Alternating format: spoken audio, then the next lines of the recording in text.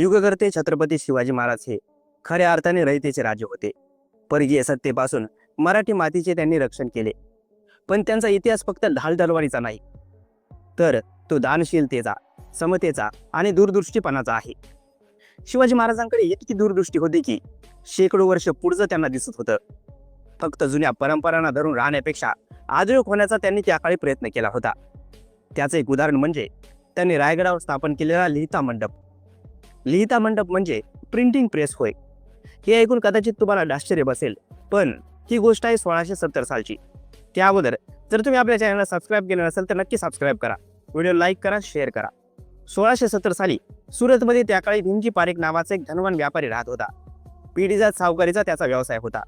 भीमजी पारेख मात्र स्वाभिमानी होता आणि त्यावेळी सुरतेवर मोगलांचे राज्य होते. मोगली बादशाह आलमगीर औरंगजेब सत्तेमध्ये येताच त्याने जिजियासारखा जुलमी कर लादला होता. काशी विश्वेश्वरासारखी स्थळे उद्ध्वस्त करण्यापर्यंत त्याने मजल मारली होती. त्याच्या काळामध्ये संपूर्ण देशामध्ये धार्मिक अत्याचार वाढला होता. व्यापारी असून देखील भीमजी पारेख औरंगजेबासारख्या धार्मिक जुलमी सत्तेविरोधात उभा राहिला होता. त्याने महाबली आलमगीर औरंगजेबाविरुद्ध सुरतेमध्ये 800 हिंदू व्यापाऱ्यांना घेऊन बंड केले आणि सुरतचा व्यापार ठप्प केला. हा एक प्रकारचा संप होता. पण औरंगजेब दाद देत नाही हे पाहून भीमजी पारेखने या 800 व्यापाऱ्यांना घेऊन सुरत सोडले. एका व्यापाऱ्याने केलेले या बंडामुळे अखेर औरंगजेबाला गुडघ्यावर यावे लागले. या भीमजी पारेखचे ईस्ट इंडिया कंपनीशी चांगले संबंध होते. याच्यामुळेच तो मुंबईला राहायला आला. इंग्रजांच्या मुंबईत गुजराती लोकांची पहिली वसाहत भीमजी पारेखने स्थापन केली. थेट इंग्लंड ते गुजरातपर्यंत व्यापार सुरू केला आणि याच भीमजी पारेखने लंडनवरून पहिली प्रिंटिंग प्रेस मागवली. मुंबईमध्ये छपाईचा त्याने व्यवसाय सुरू केला. ते वर्ष होते 1674चे. त्या वर्षीच छत्रपती शिवाजी महाराजांचा राज्याभिषेक रायगडावर पार पडला होता. त्यावेळी मुंबईचा ब्रिटिश गव्हर्नर जेरॉर्ड अँगियर हा मराठ्यांना प्रचंड घाबरायचा. सुरतप्रमाणे हल्ला होऊ नये म्हणून त्याने मुंबईभोवती सैन्य उभारले होते. शिवरायांची कृपादृष्टी आपल्यावर राहावी म्हणून आपला एक प्रतिनिधी त्याने शिवराज्याभिषेकाला पाठवला होता रायगडावर.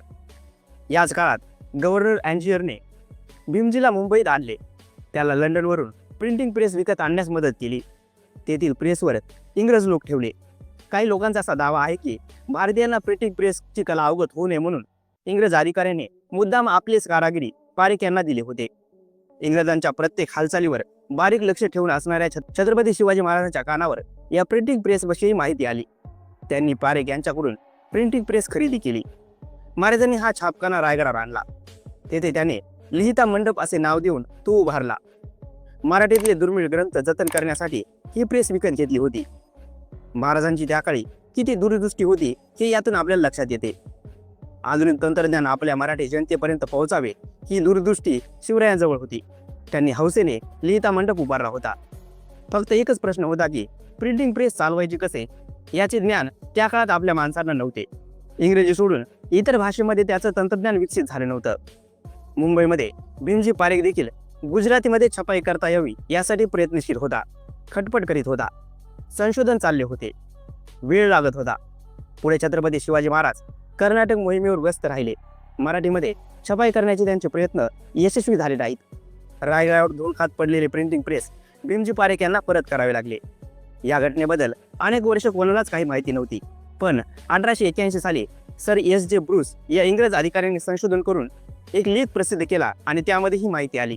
पुढे सुप्रसिद्ध लेखक कन्हैयालाल मुंशीने देखील ऑल इंडिया लायब्ररी कॉन्फरन्समध्ये हा लेख वाचून दाखवला होता.